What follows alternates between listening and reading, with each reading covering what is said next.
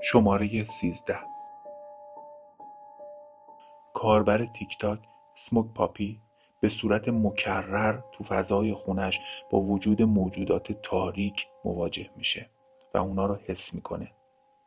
اون تصمیم میگیره با سوزوندن گیاهان مقدس این نیروهای تاریک رو از خودش و خونش دور کنه. اما وقتی که اون داره این گیاهان رو دود میکنه و میسوزونه، اون موجودات عصبانی تر میشن. کاربر تیک تاک دز نوشته وقتی که مشغول سوزوندن گیاهان مقدس هستید باید یک پنجره یا در رو باز کنید و از اونا بخواین که برن و خودتون رو آروم و با تمرکز نگه دارید.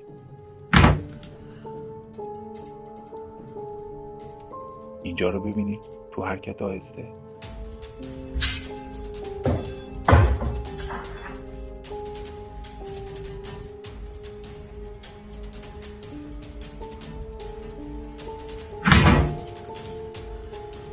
شاید این خانوم فقط اونا رو توی یک اتاق حبس کرده و با ادامه این روند به نظر میرسه که این موجودات به جای اینکه دور بشن در حال تشدید شدن هستن. سوزوندن این گیاها ممکنه این موجودات رو محبوس کرده باشه و این خانوم نتونسته کارش رو درست انجام بده و اونا رو بیشتر عصبانی کرده.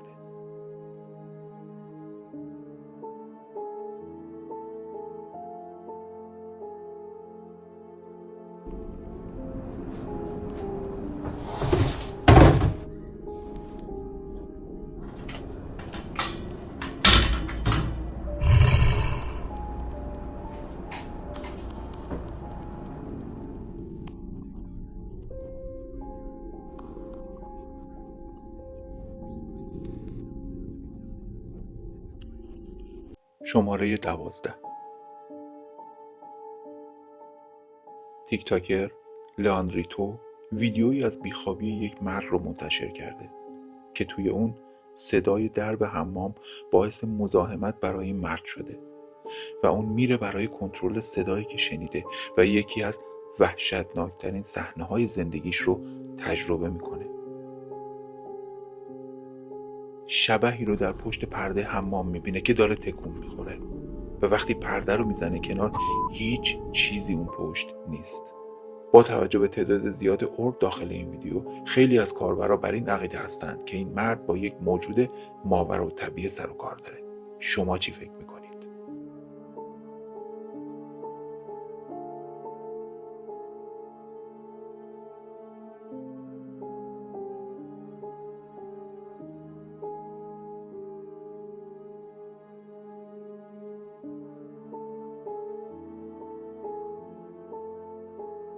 شماره 11. کاربر ردیت کیماسوبی فیلمی تسخیر شده از رستورانی که یک زمانی تو اون کار میکرده رو به اشتراک گذاشته. همونطوری که میبینید در یخچال به صورت ناگهانی از جا کنده شده و روی زمین میفته. در حالت عادی برای اینکه این در رو از جاش در بیارن باید اون اول بلندش کنن و بعد بکشنش. نویسنده اصلی میگه صدا خیلی بلند بود و احساس مغناطیسی به شدت قوی بود. اون توضیح میده که وقایع عجیبی تو اونجا اتفاق میافتاد. اشیا به طور غیر قابل توضیح از قفسه ها پرت میشدند و رو زمین میافتادند. هر بار که چیزی پرتاب میشد احساس خاصی از جاذبه مغناطیسی رو تجربه میکرده. این ویدیو تو سال 2015 ضبط شده. مستقیما از صفحه کامپیوتر با گوشی موبایل ضبط شده و هیچ گونه تغییری توی اون صورت نگرفته.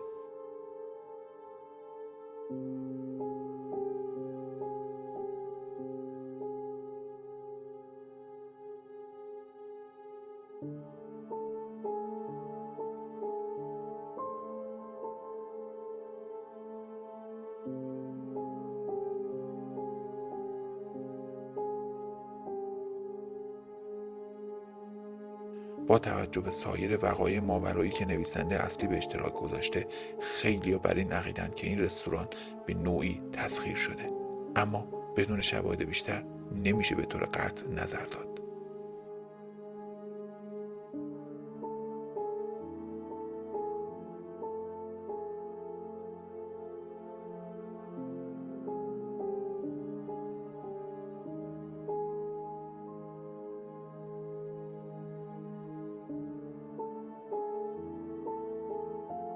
شماره 10.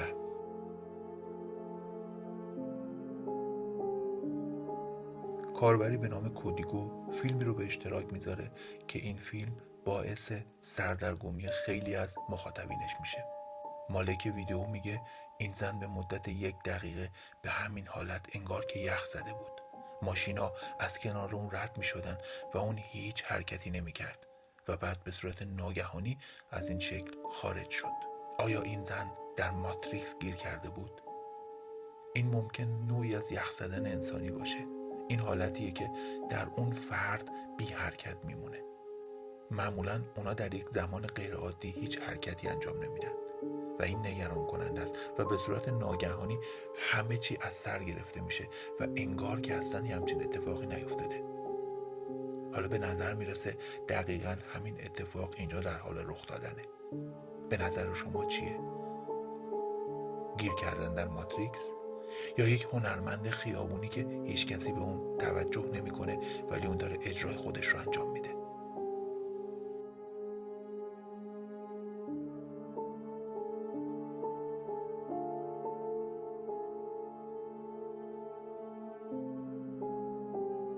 شماره 9. یک کاربر تیک تاک به نام لینداس دمونتری این ویدیوی ترسناک رو به اشتراک گذاشته. اون می نویسه این ویدیو مربوط به 10 سال پیشه که جشن تولدم بود و دوستم منو غافلگیر کرده بود. برای همینم گریه می کردم. توی این مهمونی هیچ بچه‌ای حضور نداشت.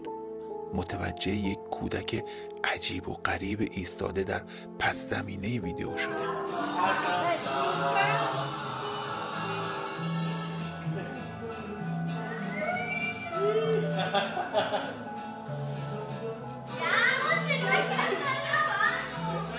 ببینید اون چطوری به سمت بالا میره و روی پله ها از نظرها محو و ناپدید میشه. شاید فکر کنید که این بچه فقط به نظر میرسه که ناپدید شده، چون دختر هنگام نزدیک شدن به کیک روی کانتر در مسیر اون وایساده. اما وقتی که ویدیو ادامه پیدا میکنه و با توجه به نحوه راه رفتن کودک این غیر ممکن به نظر میاد. کودک به سادگی نمیتونسته اونقدر سریع حرکت کرده باشه. همچنین به نظر نمیرسه که هیچ صدایی تولید کرده باشه. آیا این یک شیطانه؟ به نظر میرسه که این تنها توضیح ممکنه.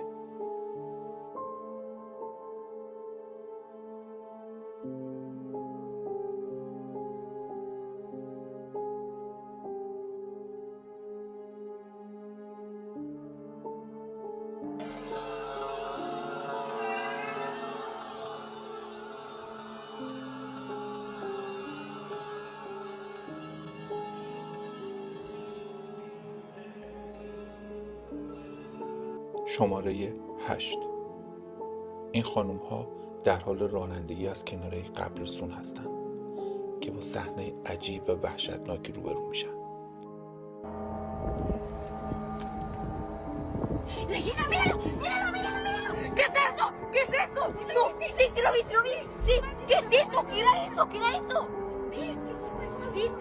لحظه‌ای بعد صدای یک بچه شنیده میشه.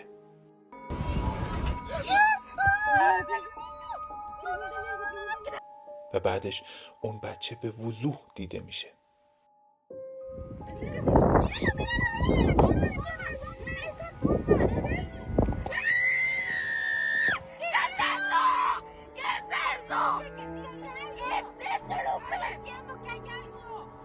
اونا اول فکر میکنن که یک کودک رو تو تاریکی شب کنار قبرستون دیدن، ولی بعد مطمئن میشن که اون روح یک کودکه که مثلا به دلیل یک پیوند عاطفی قوی یا تجربیات آسیبزا یا کارهای ناتموم هنوز نمیتونه به آرامش برسه و سرگردون شده.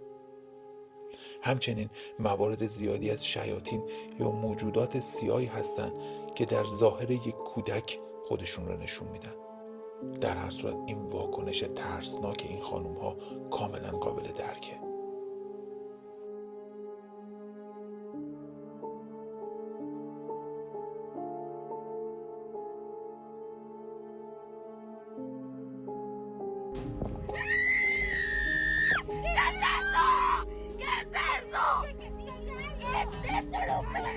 شماره 7. کاربری به نام نارو توی اکانت خودش فیلمی از یک دوربین مداربسته رو به اشتراک گذاشته که توی این ویدیو چیز خیلی عجیبی دیده میشه. شیئی که معلوم نیست چیه و به سرعت حرکت میکنه.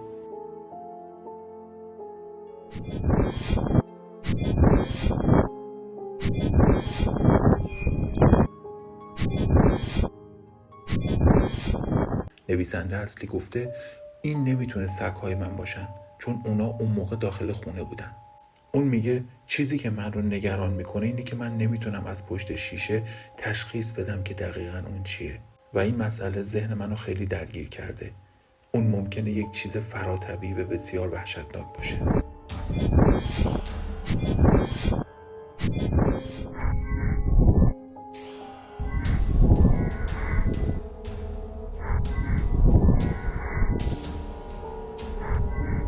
خیلی از کاربران تو قسمت نظراتشون اینطوری نوشتن که این هر چی که هست یک چیز فراتبیعی و بسیار ترسناکه، اما خیلی هم بر این باورن که این ممکنه یک زباله رها شده باشه، مثل یک کیسه زباله که وقتی باد میاد حرکت میکنه و به هوا میره. یه کاربر دیگه نوشته هر چی که هست وقتی که شما اون سایه رو میبینید مطمئن میتونید باشید که این یک کیسه زباله نیست. خیلی ها میگن این فیلم ساختگیه چون دقیقاً مثل انیمیشن هایی میمونه که با برنامه های مثل افتر افکت ساخته میشه.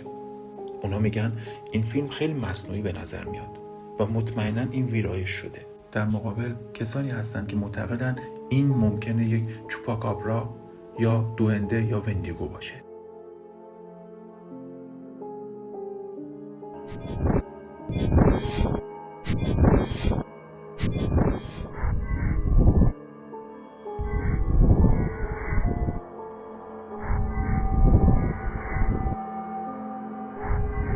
اونا میگن ممکنه هر کدوم از اینا باشه ولی به خاطر ارتفاع سایه ممکنه شبح یا چوپاکابرا باشه. دوئنده ها اغلب به عنوان موجودات کوچک و انسان نما توصیف میشن، شبیه الف ها، جن ها یا کوتوله ها. ویژگی ها و رفتارهای اونها بسته به فرهنگ های مختلف میتونه متفاوت باشه، از شیطنت و بازیگوشی تا خباثت و خطرناک بودن.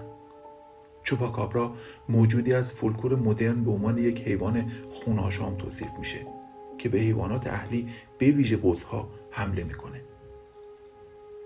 چوپاکابرا به معنای مکنده بز در زبان اسپانیاییه. مشاهدات چوپاکابرا برای اولین بار در میانه‌های دهه 90 در پورتوریکو گزارش شد. شاهدان این موجود رو به عنوان موجودی کوچک و خزنده با خارهایی توی پشتش توصیف کردند که در امتداد اونها چشمان بزرگ قرمز و دندونهای تیز وجود داره. آیا ممکنه این واقعا چوپاکابرا باشه؟ آیا ممکنه یک دوئنده یا جن و شبح باشه؟ یا ممکنه فقط یک سارق باشه؟ توضیحش خیلی مشکله.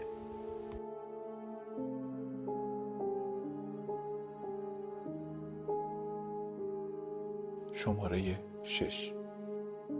این عکس رو کاربری به نام آلارمینگ لیست تو اکانت خودش به اشتراک گذاشته.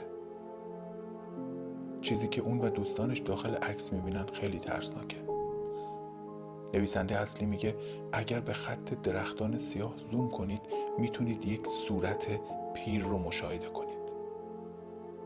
چی فکر میکنید و چی میتونه باشه؟ اون میگه آیا این ولدمورته؟ به نظر میرسه کمی شبیه لرد تاریکی باشه و همه میدونیم که اون به قبرستونا علاقه داره. یکی گفته به سنگ قبر تو قسمت سمت چپ نگاه کنید. یه چیزی شبیه به همین عکس و به نظر میرسه که کمی با گل و گیاه پوشیده شده. من مشکوکم که این فقط یه سنگ قبر دیگه است. بسیاری از کاربران ردیت با این نظر موافقن، در حالی که ممکنه این واقعا یه سنگ قبر دیگه یا حتی یک مجسمه تو قبرستون باشه.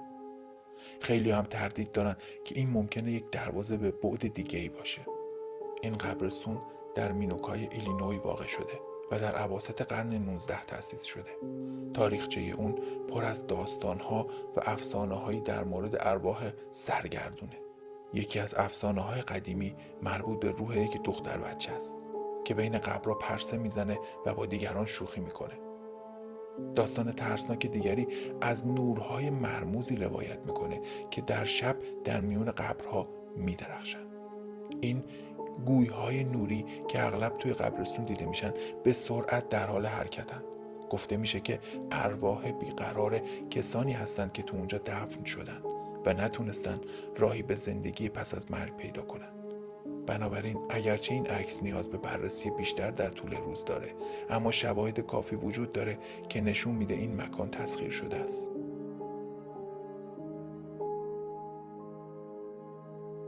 شماره 5. یک کاربر ردیت عکسی رو منتشر کرده از داخل یک آینه که گوشه‌ای از اتاق مادرش رو نشون میده. البته اون و دوستش بعداً با دیدن این عکس متوجه چیز ترسناکی تو اون شدن. نویسنده اصلی التماس کرده و نوشته آیا کسی میتونه اینو توضیح بده؟ واقعاً ترسیدم. کاربران زیادی بهش جواب دادن و خیلی‌ها گفتن دوباره به آینه نگاه کن. ببین آیا اون صورت ترسناک رو مجدداً میبینی یا نه؟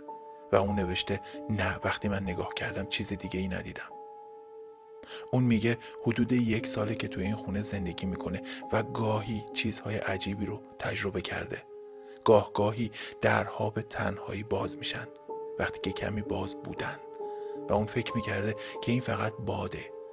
اون گفته حدود 1 هفته پیش از دیدن این تصویر تو اتاق مادرش بوده که ناگهان درب حمام به تنهایی بسته شده و اون خیلی ترسیده و سریعا از اتاق خارج شده. اون میگه نمیدونم چی بگم، اما این عجیب و ترسناکه. 2 چشم از اون گوشه به من زل زده بود. یه کاربر دیگه میگه موافقم که باید نگران باشی. دوست من هم قبلا عکس‌های درست مشابه این رو دیده بود که همشون واقعی بودن و همیشه از گوشه درها در موقعیتی غیر طبیعی بهش نگاه میکردن، انگار که یک نفر از اونجا تو رو زیر نظر داره. بسیاری میگن حتی خودشون چهره‌های مشابهی رو از لبه‌های در دیدن که به اونا زل زده بوده. یک نظریه که ریشه در فولکلور باستانی داره میگه آینه ها دروازه‌ای هستند به ابعاد دیگه. در فرهنگ‌های مختلف باور بر این بوده که آینه ها دروازه‌هایی به دنیای روحانی هستند. در دوران روم باستان مردم در زمان رعد و برق و طوفان آینه ها را می‌پوشاندند تا از ورود ارواح به خانه جلوگیری کنند. در فنگشویی چینی آینه ها به طور استراتژیک برای تغییر جریان های انرژی استفاده میشن که نشان دهنده قدرت آنها برای تاثیرگذاری بر محیط اطرافشونه. در فولکلور مدرن برخی بر این باورند که آینه ها می توانند ارواح را به دام بیاندازند. اعتقاد بر اینه که آینه ها میتونن موجوداتی رو از ابعاد دیگه به دنیای ما وارد کنند. این باور اغلب به ایده‌ای مربوط میشه که آینه ها میتونن روح رو بازتاب دهند یا جوهره شخص رو تو خودشون گیر بندازن. گزارش های تجربیات نگران کننده مانند دیدن چهره هایی که به کسی از حاضران تعلق نداره یا احساس دیده شدن باور به خصوصیات ماورایی آینه ها رو بیشتر تقویت میکنه. پس آیا این نگاه کننده واقعا وجود داره؟ یا از بعد دیگه‌ای بازتاب شده؟ به هر حال این یک موضوع خیلی ترسناکه که هنوز کشف نشده. شماره 4. یک کاربر تیک تاک ویدیویی از یک شکل سایه‌ای که تو شب در یخچال فروشگاه پنهان شده به اشتراک میذاره.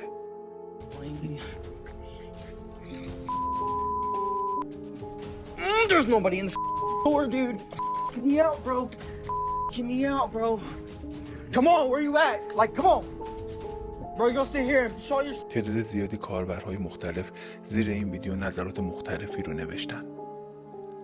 یکی نوشته اون فقط میخواد یه نوشیدنی سرد داشته باشه، پس یخچال براش پر کن.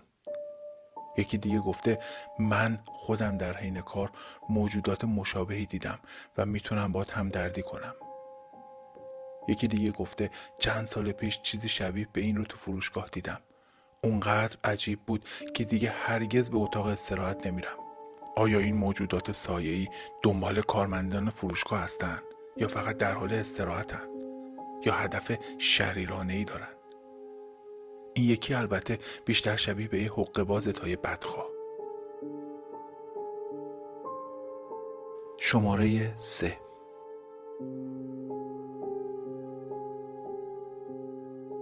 یک کاربر تیک تاک به اسم ASIM14 ویدیویی رو به اشتراک میذاره و میپرسه آیا کسی میتونه اون رو تفسیر کنه.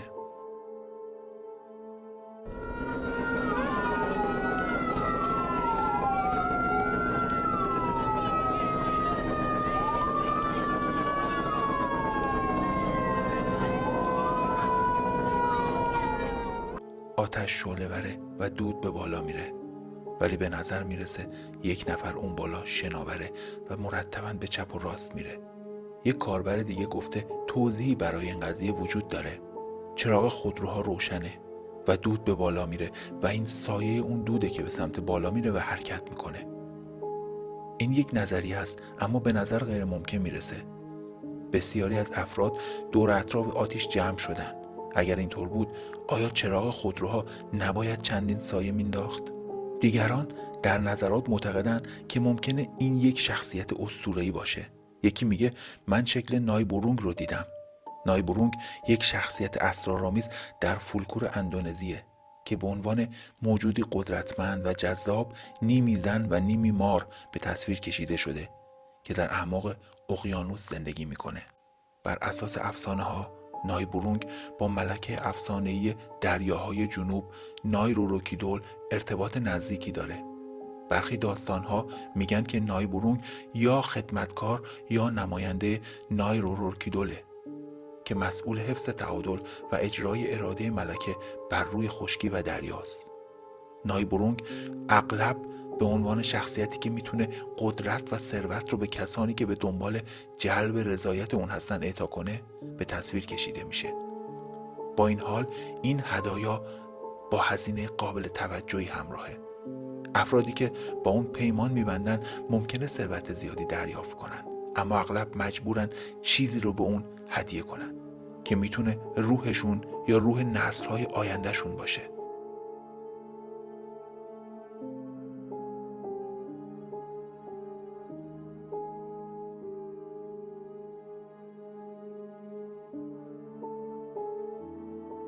جاذبه ثروت و قدرت آنی باعث شده بسیاری به دنبال اون برن، اما عواقب اون معمولاً وخیمه و به داستانهایی از ویرانی و ناامیدی منجر میشه.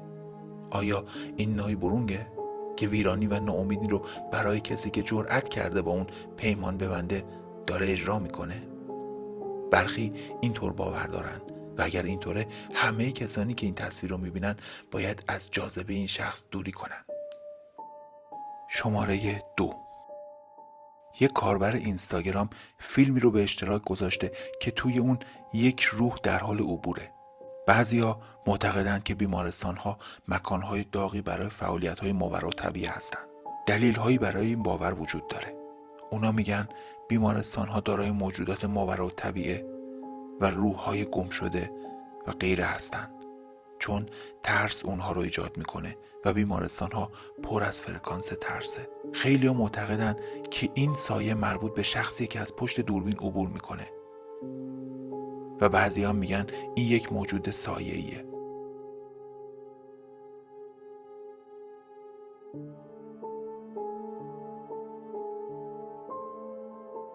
این فیلم هم مثل بقیه فیلم‌های بیمارستانی خیلی‌ها رو به فکر فرو برده. به هر حال یه سری هم میگن آیا واقعا اینجا یک بیمارستانه؟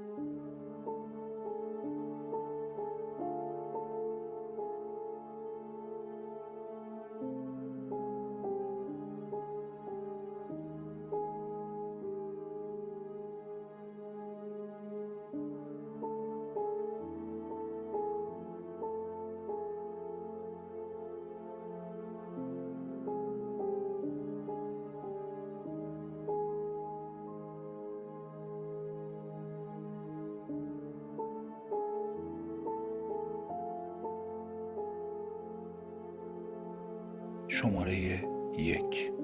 گاهی بهتره اگر دوربین زنگ ورودی خونتون تصویری رو ضبط کرد اونو اصلا نگاه نکنید. این تصویر رو دوربین یک خونه تو زمستون سال گذشته ضبط کرده و یک کاربر ردیت اون رو به اشتراک گذاشته. این تصویر به شدت ترسناکه. نویسنده اصلی میگه این تصویر حدود ساعت 3 صبح در ژانویه و در سرمای شدید ضبط شده.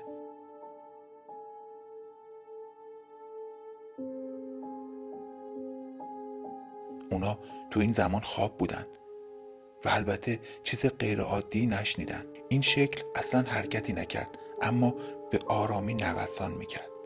دوربین بعدش یک تصویر رو از نزدیک ضبط کرده. به مدت 20 دقیقه این شی ثابت ایستاده بوده. این خونه در شمال ایالات متحده واقع شده، توی یک شهر کوچیک که بین کوه‌ها محصور شده، با جمعیتی کمتر از 250 نفر. در حالی که این منطقه شهرت زیادی برای فعالیت‌های فراتبیعی نداره، یک جنگل ملی وسیع در نزدیکیش وجود داره که میتونه خیلی ترسناک باشه. در ابتدا اونا فکر کردن که ممکنه یک بچه در لباس یتی باشه، اما هیچ رد پایی یافت نشد و در تصویر نزدیکتر این جسم باید حداقل 7 فوت قد داشته باشه. مالک قبلی زمین یک مرد سال خورده بوده که به طور مکرر از جوانایی که در شب ایجاد مزاحمت میکردن شکایت داشته. اونا میگن ما یک تجربه مشابه دیگه تو این منطقه داشتیم که خیلی عجیب بود. در حالی که با دوستانشون در حال عبور از جنگل بودن، به صورت ناگهانی همشون حس خطر کردن و به نظر میرسیده که باید فوراً اون محل رو ترک کنن.